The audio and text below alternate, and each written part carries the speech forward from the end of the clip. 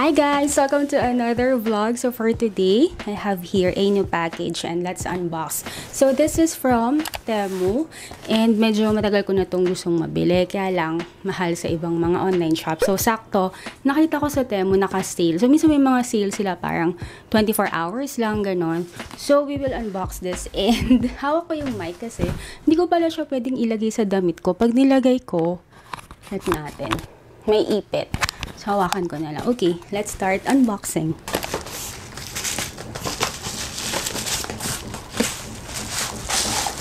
Yeah. Wow. Wow, ang ganda. Wow. Tama-tama yung kulay sa in-imagine ko. And I think sakto yung size. So, sakto na dito yung mga accessories ko. Ito yung malaki.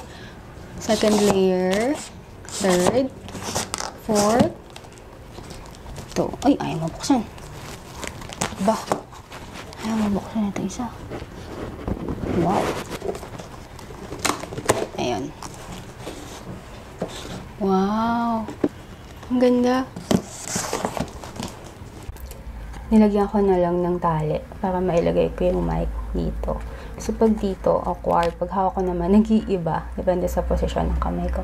So, bago ko ilipat yung mga accessories ko dito sa bagong jewelry box, papakita ko sa inyo kung saan nakalagay yung mga accessories ko. So, number 1, nandito yung watches.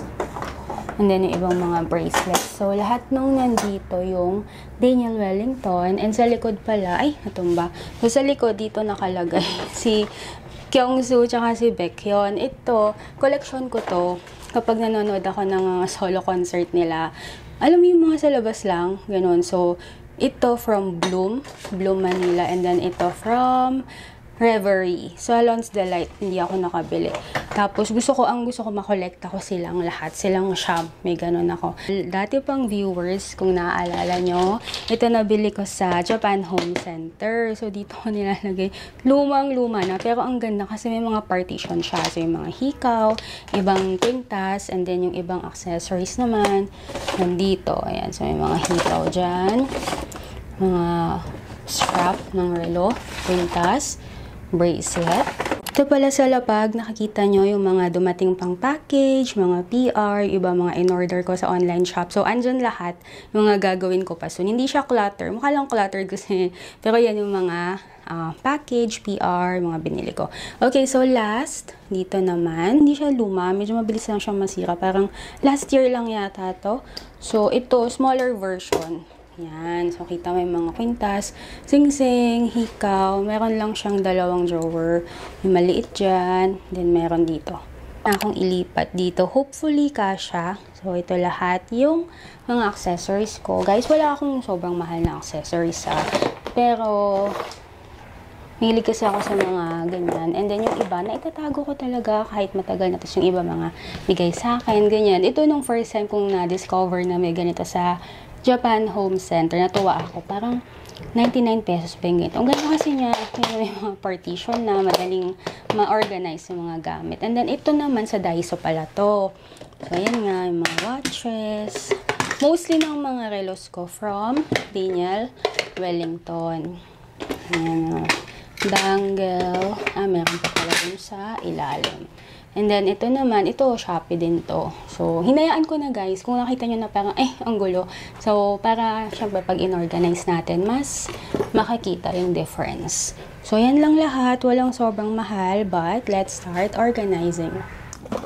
So, ang goal ko ngayon, bukod sa maayos tong mga to, magbawas na din ng iba na hindi ko nagagamit. Alam mo ito, hindi ko to nagamit. Ito yung isa sa pinakaunang sponsored sa akin nung nag-start akong mag-vlog. This is, tatak nito, Veloci watch. Sobrang brand new. Hindi ko nagamit. Pag ganun ba, nasisira ba siya yung watch pag sobrang tagal mong hindi nagamit tapos nakastock lang? So, ano siya, interchangeable. May red, black, and then ito combination. Ito maganda siya. Try ko nga. Nakasahilik mo ko yan.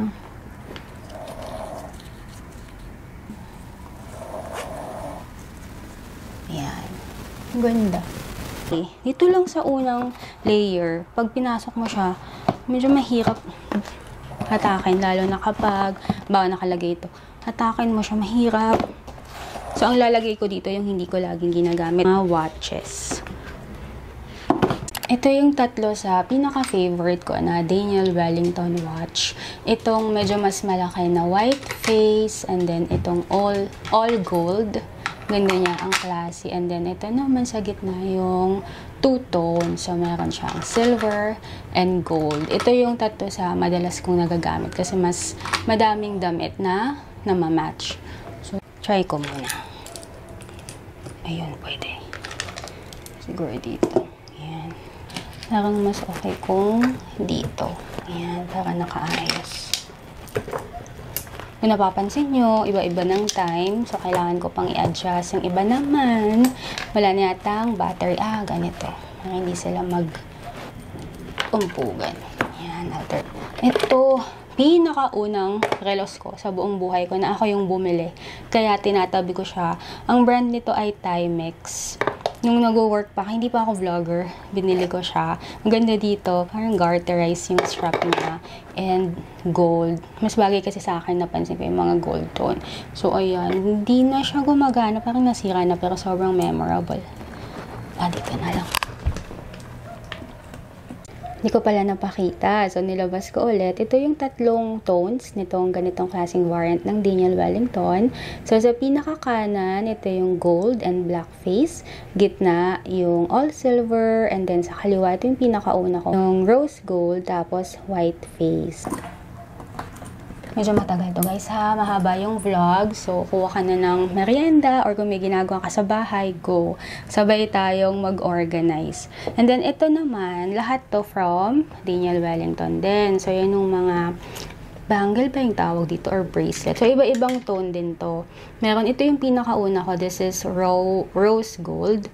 Nag-fade na ba to? Ganito talaga yung kulay niya. Meron namang gold. So, pag kinumpare mo sila, magkaiba yung kulay. Kasi nga, magkaiba siya ng tone. And then, itong dalawang to ay rose gold ba to? Tapos, meron akong tatlo na silver. Yan. Lahat yan from Daniel Wellington. Pero, alam mo, ang pinaka nagagamit ko, ito. Ganda niya. So, imamatch mo siya dun sa mga relos, ganyan. Syempre, hindi bagay kasi red and silver yung relos ko. Pero, para makita. Guys, let me know in the comments kung anong mas na-enjoy nyo. Yung habang nag-organize ako, matagal siya, mahaba, sobrang detailed, may kwento. Or gusto nyo ba yung parang sa mga iba na naka-timelapse, tas may sound lang, ganun. Tapos papakita na lang yung resulta niya. So you can let me know in the comments. So far, naka-clear na ako ng tatlong drawers. So pwedeng lagay dito mga pen or makeup, kanya mga lipstick. So dito na lang tong mga to. Alternate. And then, ito naalala nyo. Meron din kayong ganito, yung mga charms. Nakapare silang silver. So, tapos na, dalawang drawer. Gusto ko sana dito sa unang drawer. Kaya lang, dito nga yung may damage. So, yung lagi kong ginagamit. Dito, third. Then, ito yung pinaka-favorite ko, yung mga bangles and yung dalawa kong favorite watch. Itong problema ko, mahirap patakin. Ito yung ginagawa ko sa mga accessories ko. So, nung nandun pa ako sa lumang room, sinimulan ko yan. So, per piece, nalagay ko sa ganitong nabili ko sa Divisoria para hindi siya napapasukan ng alikabok. So, ito galing El Nido ba to, Palawan. May dalawa pa pala. May tatlo pa na relos.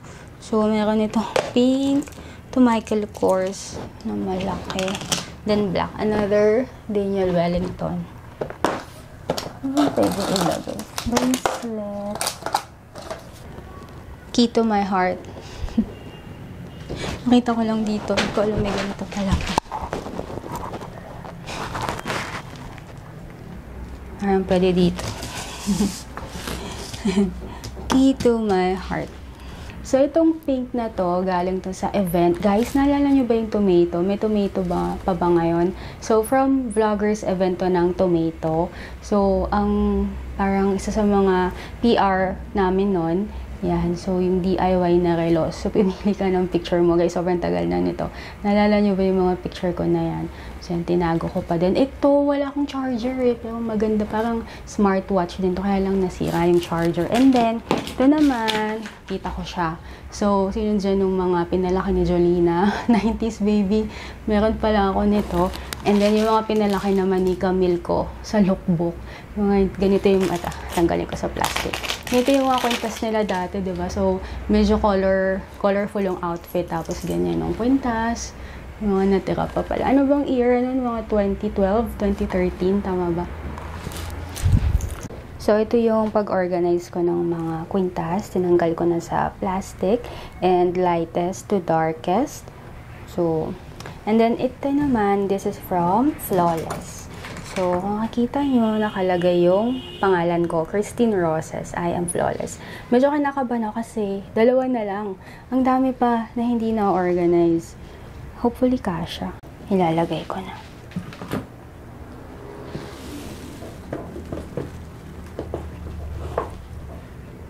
Meron akong tatlo. Itong pinaka nasa taas, I think this is real gold. Tapos yung sa gitna naman, that's real silver. Yung nasa baba naman, I think this was a gift from a follower noon. So, yung tatlo yung ganyan ko. Pinaka nagagamit ko itong gold kasi nga, sa skin tone ko, mas bagay talaga yung gold. So, hopefully, kasya dito yung mga ganitong malalaki. Kasya ba? Hindi pala tatlo, apat. So, ito naman, I think, PR gift yan. Parang sponsored before. Ito yung Daniel Wellington ko na necklace. Ang alam ko set to eh. So, bawat isa meron siyang pair na hikaw. Hanapin ko later. So, dito ko ilalagay. Ayan. Dami pang space. So, kalahati pa lang. Yung iba kasi dito, parang gusto ko na din i-let go. Tulad nitong mga to. Let go. Yung silver kasi, nagda-darken siya over time. Pero pag once na palinis mo, bumabalik naman yung shine niya. Itong dalawang to, special to sa akin. This was from last year. Last year, kasama ko yung tito-tita ko. Nagpunta kami. Sinama nila ako sa Manawag. Yan, sa Pangasinan. So, special to sa akin. Itong isa, gustong-gusto ko yung shade niya. Pero ito, alam mo ang ganda nito. Glow in the dark. Glow in the dark. Yeah, sobrang special. Another special item, ito naman bigay sa akin. Kung naalala niyo yung tita ko from a few Christmas ago, nag-unboxing ako ng mga Christmas gift. Yung tita na madaming binibigay pag Pasko, ito gawa niya mismo. So, yun yung mga, kung napapansin nyo, yun yung mga special sa akin. Hindi pag yung mahal or branded. Kapag bigay, tas meron siyang like special meaning, ganun. So, to, bigay ng parehas kong tita. Yung dalawa kong tita na yon from magkaibang side ng family. Yung isa mother side, yung isa naman father side. Yun yung tita, yung sa father side. Sobrang bait nung tito-tita ko na yun since childhood ko talaga. Sobrang bait nila. So, yan. Ayan. So, dalawang bracelet na galing sa magkaibang tita, magkaibang side. Father side na tita, mother side na tita. So, ito yung dalawang pinaka-favorite ko sa lahat. May nakita pa akong isa na Daniel Wellington na necklace. Tatlo pala yun. Meron pang isa. So, pinagsama ko na lang yung mga necklace dito. Kasi medyo colorful, dressy earrings sa likod. So, dito ko ito ilalagay. Diba?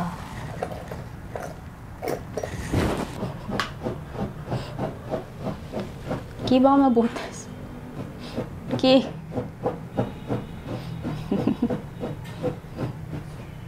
Upo ka na. Sige na. It's okay. Okay, upo ka na. Okay ka na. Okay. Okay. Muntong hininga pa. So, pinagsama ko yung dalawang first row, kwintas. Sa likod naman, yung mga medyo colorful na hikaw. Saan ba ito? Saan ba ito? Dito. Mali. Ba't ganyan? May ilalagay ko dapat yung hindi ko masyadong ginagamit. So, itong mga kwintas na to yung medyo dressy. Ayan. And then, sa second layer, yung bangles, relos. So, relos dyan. Ang apat na layer, necklace. Hikaw. Maganda siguro kung lagyan ko ng label para yung, alam mo yung pag naghahanap ko yung bubuksan mo isa-isa tapos nagugulo na lahat. So, maganda may label. Binaba ko na para malagyan ko na tong mga to. Ito pala may ano siya, may angkla, yung salamin. And then, hikaw and sing-sing. Tapos, last one na lang. Yung malala. Kahit may construction sa labas, hindi yan nagigising. Nakatulog niyan. Si Kim medyo sensitive sa iingay. Si Fluffy hindi. Last, drawer. So, ito dahil wala siyang partition, gagawa tayo ng DIY. Gagamitin ko tong box na pinanggalingan niya. Another tip naman, ginagawa ko kapag may mga accessories, ba medyo mahilig kayong fashion, yung hindi naman totoong gold or silver. Ito naman yung tip na pwede mong gawin. Hindi ako masyadong mahilig magsingsing kasi nga medyo acidic ako. Pero kung ikaw mahilig ka dun sa mga fashion, yung mga nabibiling set, ito yung pwede mong gawin. So, kuha ka lang ng clear polish. Tapos yung, ito ano siya, rose gold yung kulay niya. So, yun nga, parang medyo faded kapag rose gold. So, ang gagawin mo dito, naalala ko nung nag-start ako mag-vlog, isa to sa mga una kong naging content yung gagawin sa ganito. So, DIY. So, lalagyan mo lang yan ng clear. Especially yung dumadapo sa skin mo. Yung napupuntahan ng sweat. Kasi the reason bakit nag-fade, nagtatarnish. Kasi kapag yung pawis, acidic. So, ayan. Lagyan mo lang siya. And then, papatuyuin mo na. So, pag ginamit mo na yan, kahit pawisin ng kamay mo, hindi na siya agad-agad magkukupas. Siyempre, kukupas pa din over time, pero hindi ganun kabilis. Ki! Ano ba yan? Diyan ka? So again, alam ko po na madaming mga viewers na concerned citizen. So number 1, ako lang po lahat gagamit ng mga accessories ko. Hindi ko papahiram.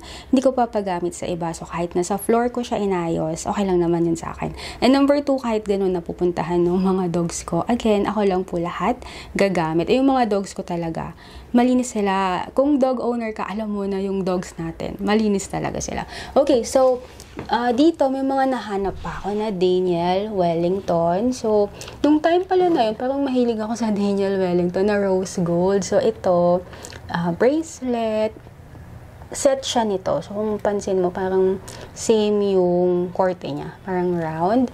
And then, ito sing-sing, parang ibang tawag dito, parang tatluhan na sing-sing.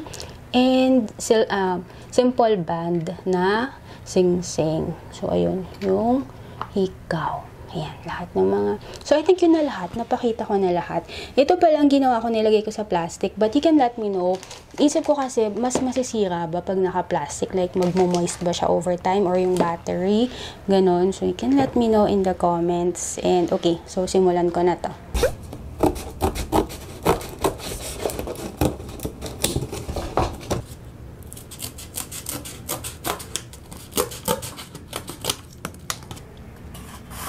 Sakto. And then, yung partition naman, dito.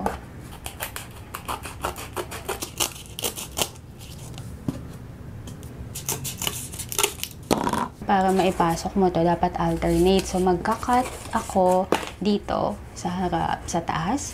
And then, dito naman, magkakat ako sa ilalim. So, ang mangyayari dito, papasok siyang ganun.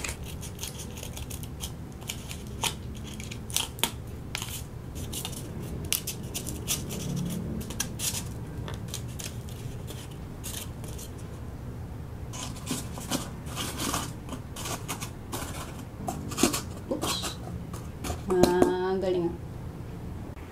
Parang bahay ng gagamba. So, syempre cheap lang, you know, DIY. Pero kung gusto mong yung mas maayos, pwede ka naman bumili ng mga drawer partition sa Shopee, sa Temu. Okay, so ilalagay ko na yung mga naiwan pa.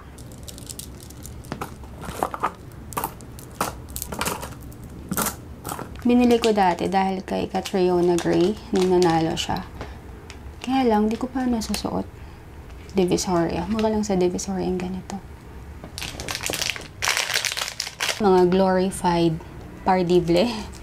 So, yan, bawa, may mga damit ka, medyo maluwag, ganyan. Iniisip ko lang, baka may mga fabric no na sensitive. So, baka sa mga ano lang to, stretch, cotton, ganyan. Set lang din to, mura lang sa Divisoria. Meron din akong ganito, belly button rings.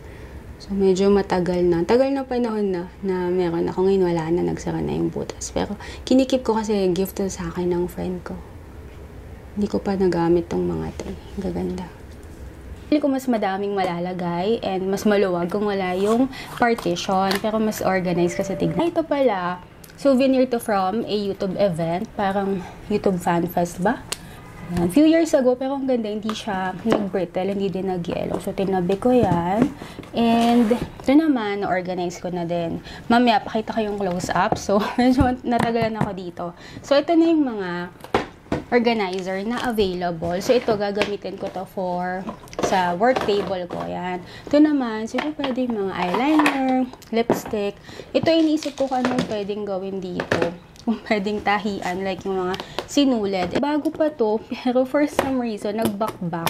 Siguro dahil pag pinupunasan ko ng wet tissue, nababasa siya. So, hopefully ito, hindi magkaganon kasi same sila ng material, pero magkaiba lang ng kulay. So, ayun na, medyo natagalan akong mag-organize, but iaakit ko na. Medyo mabigat. So, kailangan ko munang alisin dito si Kyungsu tsaka si Baekhyun. Ito, alisin ko natin. And then, flowers. Muna. Dito ko ilalagay. So, pupunasan ko muna.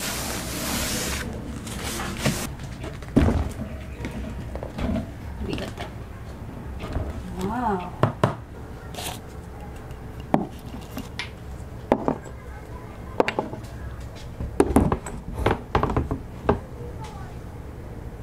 So, ito na yung mga sinet apart kong accessories. Hindi ko masyado nagagamit or hindi ko talaga nagamit.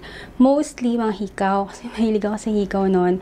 So, ito yung kaninang layer. Key to my heart. Yung konting bracelet. Pero mostly, mga hikaw talaga. And then, yung... ito parang 80s ba yung ganito? 70s inspired. Ayan. Ito naman, favorite ko to nung college ako. Totoong silver to. Sinubukan kong linisan kanina gamit ng toothpaste. Kaya lang konti lang yung pinuti niya. I think kailangan talaga dyan dalhin sa shop. Tapos yung silver cleaner talaga. Pero let go ko na din. So, ayan. Ito yung pinaka-special talaga. Kaya hinuli ko siya. Ito couple necklace namin nung kapatid ko, si Karen. So, gift ko sa kanya. I think 10 years ago din. So, before she passed away, meron kaming ganyan tigisa. Isa sa kanya, isa sa akin. So, yung kanya, nandun sa kanila sa US, and then ito yung sa akin. So, I really value this. Trinay ko din siyang linisin, kaya lang siguro dahil sa tagal, hindi na siya namuti, but this is silver. So, yan, couple necklace namin. So, sa unang layer, dito ko in-organize yung mga hikaw na madalas kong nagagamit. And then, dito yung medyo dressy ng konti, pero lagi ko din nagagamit. So, kada box, parang mga 3, 4, in-organize ko na lang na yung medyo magkamukha, magkakulay. Tapos, dito naman sa next, ito nga yung medyo mahirap buksan. So, dyan ko nilang nilagay yung mga kwintas na mahira naman gamitin. Next, yan. So, yung bracelet and watches. Next layer. Yan, yung mga watch. Alternate na lang sila dyan. Tapos, ito sobrang satisfying. Yan. So, necklace, hikaw, and last one. Yan nga yung mga bihirang magamit. Pero, ayaw ko pa i-let go. So, naka-plastic na lang sila. So, that's the makeup. So, that's the accessory jewelry box. Ang ganda ng kulay niya. Nung orderin ko, medyo hesitant ako kasi alam ko, minsan iba yung kulay sa pag in-order mo na, tapos pag dumating sa'yo. Ito, kung ano yung in-imagine kong kulay niya, ganun talaga siya. Tapos yung hardware, rose gold. Balik ko na dito. And guys, I hope you enjoyed this video. So, iniba ko naman para hindi yung haul lang na bubuksan ko lang, tapos sabihin ko lang na maganda, tapos close-up shot. Gusto ko naman makita nyo kung paano ba talaga gamitin yung mga binibili natin. If you want to avail this, kung hindi ka mahilig sa pink, meron siyang white, gray, may isa pang color na kalimutan ko. Mas parang maganda nga akong black, no? Parang mas tatagal, tsaka hindi masyadong dumihin. So, you can check out the link on description box para ma-avail mo siya sa Temu. So, hintayin mo din yung sale or kung gusto mo naman, orderin mo na siya. So, just use the code. Yan, nakikita mo sa screen at nasa description box. So, like this video and subscribe. Alam ko nanonood ka lagi. Nakakalimutan mo mag-click ng subscribe. So, God bless sa inyong lahat. I hope you enjoyed and I will see you sa next vlog. Bye guys!